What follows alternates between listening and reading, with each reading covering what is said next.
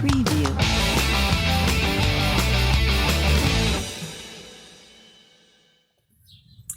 Hi everyone, Pastor Kevan here with your daily devotion. Today we read from Matthew chapter 11, verses 1 through 10. Now when Jesus had finished instructing his 12 disciples, he went on from there to teach and proclaim his message in their cities.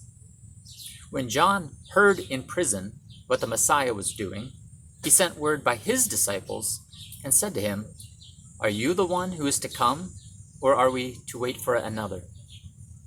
Jesus answered them, "Go and tell John what you hear and see.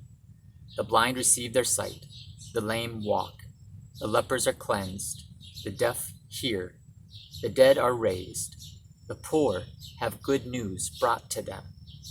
And blessed is anyone who takes no offense at me." As they went away, Jesus began to speak to the crowds about John. "What did you go out into the wilderness to look at? A reed shaken by the wind? What then did you go out to see? Someone dressed in soft robes?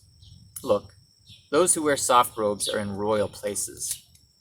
What then did you go out to see? A prophet? Yes, I tell you, and more than a prophet. This is the one about whom it is written, 'See, I am sending my messenger ahead of you, who will prepare your way before me.'"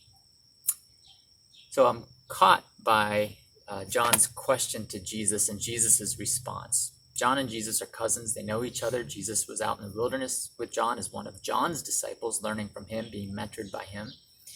And yet John is still wondering, as he's in prison for his life's work, was it all worth it? Did the Messiah come, as I said? And could it be Jesus? He doesn't even know, despite knowing Jesus so well. And so Jesus answers his question by a question. Look around you. What do you see? The sick are healed. The outcast are welcomed in. The blind see. The dead are raised. The poor have good news brought to them. So all these prophecies about the Messiah are happening. And so John can answer his own questions by what he observes, what he sees God doing in their midst. And so for us today, we have a lot going on. We have pandemics of COVID, of racism, of misinformation. We might say, where is Jesus? Is God involved in this at all? Maybe Jesus' answer is to ask us the same question. Look around you. What do you see? Where do you see good news brought to the poor? Where do you see justice for those who cry out for justice and equality? Where do you see people coming together and sharing love? So keep your eyes open, folks.